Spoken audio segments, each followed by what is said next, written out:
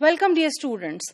The current session is on Australian English today. I hope and expect by the end of this session, you would be able to understand the nature of English as it is used in Australia today. Well, considering its geographical spread, Australian English is remarkably uniform. To understand what do I mean by this uniformity, let us compare it with North American English. If we look at the American variety of English, there is one general American English or one standard American English that we find in the media or on the social media as well. However, there is a huge variety, there is a huge diversity in terms of dialects that are both ethnic as well as geographical. When we compare and contrast this situation with the Australian English, we find that Australian English is far more uniform. There are very little dissimilarities that we would find in Australian English in different areas. So, in fact, from Perth to Sydney, says the phonetician John Wells, is over 3,000 kilometers, yet their accents are virtually indistinguishable. So, from one end of Australia to the other end of Australia, the accent remains almost uniform and we do not find any, divergences from the standard accent.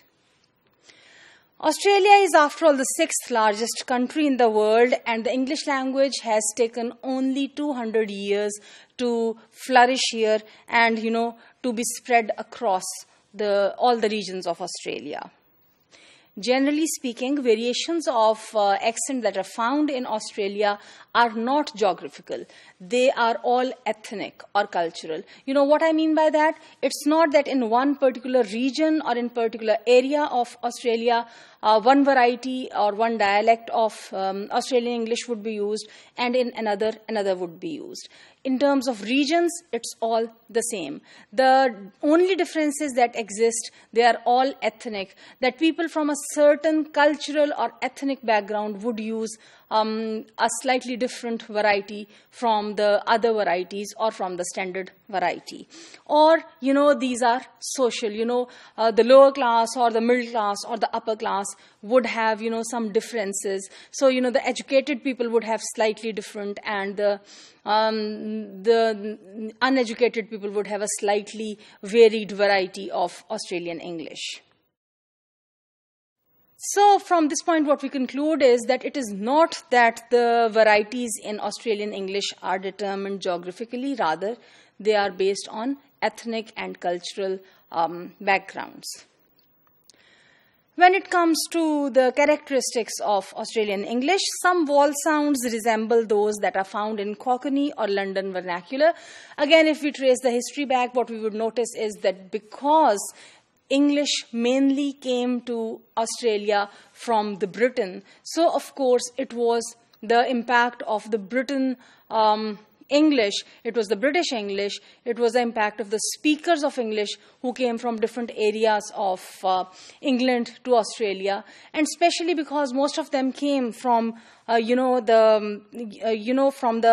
southeast part of England. So of course the language, the variety of British English that came was from that area. The characteristic sound of Australian speech is found especially in these vowels where, it differs now from what we would call American English or from the British English. Here I would show you a few examples of that, and I would show how the vowel sounds vary. A few differences between broader Australian English and standardized British pronunciation, that is received pronunciation, are, for example, if you look on the screen, you would find these two words that are given here in red color, the word say and word Australia. The diphthong here is a wider sound pronounced close to A, where RP has A sound.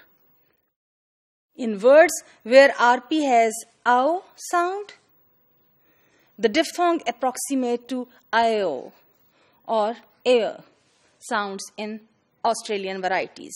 Some vowels are pronounced with a tongue higher than the RP sound, unlike the standard British variety of English. So, for example, if you look at this word, ham, it sounds rather like hum, and pen sounds like pan. Ham and pen. You know, pen sounds like pan in Australian English. The British speaker would say pen, S sound, whereas the Australian speaker would say pan. So, it becomes in the Australian pronunciation. When we look at words with endings like these Y endings, for example, happy, you know, in standard British pronunciation, the received pronunciation that we represent with RP signs, it has a more salient pronunciation in Australian English as compared to that. You know, if the British say happy, the Australians would say happy. So E would be more, you know, it would be longer and it would be more prominent. Happy instead of happy. That is in the British English. The most common vowel in English, the unstressed schwa sound. By the way, this is how this schwa is represented. This is a very neutral sound. For example, when I say the word against, you know, notice the beginning of the word. It is not against, it is not against, it is against. It comes right here, you know, from the lips directly, you know, on the level of, you know, neutrality. So this is called schwa sound, and it is represented like this in you know, the studies of sounds. Generally, you know, for example, look at this word, chatted. In received pronunciation, that is the British standard pronunciation, it is pronounced as atted, chatted, chat, sound. It is produced. But when it comes to Australian English, the pronunciation becomes, instead of, you know, it becomes chatted, chatted, instead of chatted. Chatted in British, chatted.